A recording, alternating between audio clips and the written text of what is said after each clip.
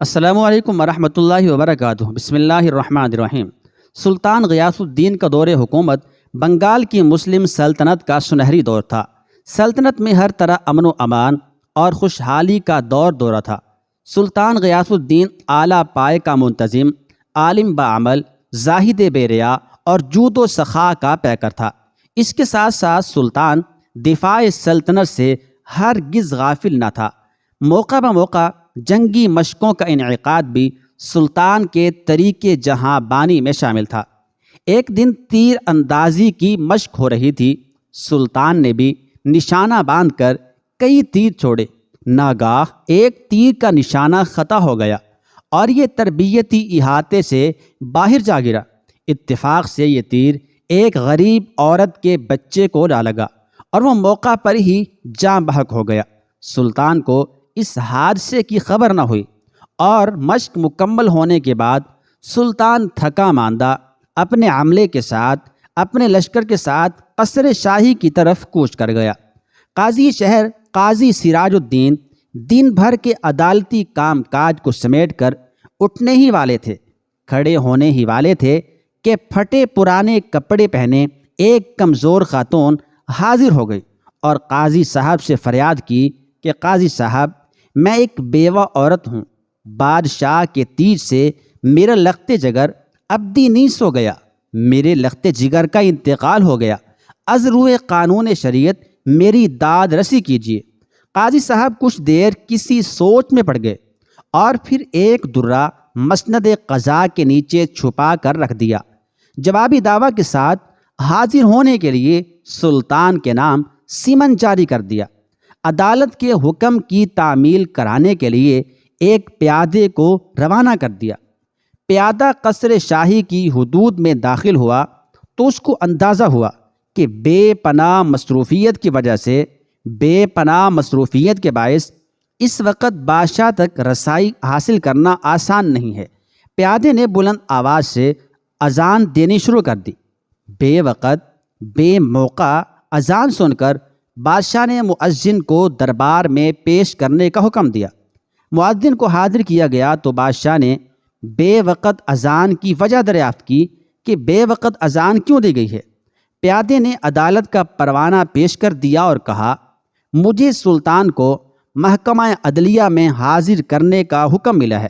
مجھے اندازہ ہوا کہ قصر شاہی کا عملہ اس وقت سلطان تک رسائی نہ دے گا، اس لیے یہ حیلہ اختیار کیا، یہ طریقہ اختیار کیا۔ سلطان فوراً اٹھا، ایک چھوٹی سی تلوار بغل میں چھپا کر عدالت کی طرف چل پڑا۔ قاضی سراج الدین کے سامنے پیش ہوا۔ قاضی سراج الدین صاحب نے تعظیم تو کجا، سلطان کی طرف التفات تک نہ کیا، جیسے کہ اس کو جانتے ہی نہ تھے۔ فریقین کے بیان لیے گئے اور فیصلہ صادر کیا۔ سلطان غیاث الدین پر قتل کا جرم ثابت ہو گیا۔ از روئے قانون شریعت سلطان کو قصاص میں بدلے میں قتل کرنے کی سزا سنائی جاتی ہے۔ البتہ سلطان کو موت و زیست کا فیصلہ مستغیثہ کی مرضی پر منحصر ہے۔ سلطان غیاث الدین نے ملزموں کے کٹہرے میں اپنے خلاف سنائی گئی سزائے موت کو سر جھکائے تسلیم کیا۔ یہ منظر دیدنی تھا، لائق دید تھا۔ سلطان ایک لاچار ملزم کی حیثیت سے محکمہ عدلیہ میں اس پرندے کی طرح بے یار و مددگار تھا جسے ذبح کرنے کی غرض سے کسی پنجرے میں بند کر دیا گیا ہو۔ مستغیثہ ممتا کی ٹیس کی وجہ سے سلطان پر خشمگین نظریں گاڑی ہوئی تھی۔ سب کو لگا کہ سلطان اب تھوڑی دیر کا مہمان ہے اور اس جرم کی پاداش میں، قتل کی پاداش میں اس پر جلد ہی حد شرعی لاگو ہونے والی ہے۔ ادھر قاضی صاحب فیصلہ سنانے کے بعد اس انتظار میں تھے کہ اگر فریقین کے بیچ شریعت میں دی گئی رعایت کے پیش نظر کوئی سمجھوتا ہوتا ہے تو ٹھیک ہے، نہیں تو سورج ڈوبنے سے پہلے، سورج غروب ہونے سے پہلے سلطان کو جلاد کے حوالے کر دیا جائے۔ سلطان کی لاچاری اور قسم پرسی کو دیکھ کر یکا یک خاتون کا دل بھر آیا اور اس نے خون بہا کے عوض سلطان کو موت کے بے رحم شکنجے سے چھڑانے کا فیصلہ کیا۔ قاضی صاحب کو اطلاع دی گئی کہ مستغیثہ سلطان کی جان بخشی کے لیے تیار ہو گئی ہے۔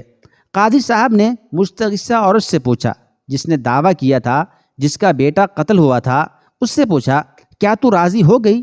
جواب ملا سلطان کی لاچاری دیکھ کر، سلطان کی بے بسی دیکھ کر میں نے اس کی جان بخشی کا فیصلہ کر لیا۔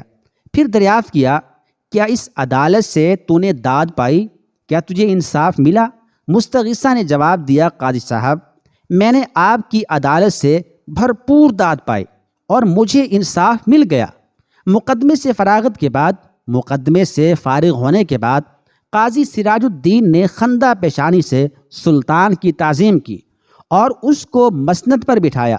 سلطان نے بغل میں چھپائی ہوئی تلوار نکالی اور بولا قاضی صاحب میں شریعت کی پابندی کی خاطر آپ کے پاس حاضر ہوا۔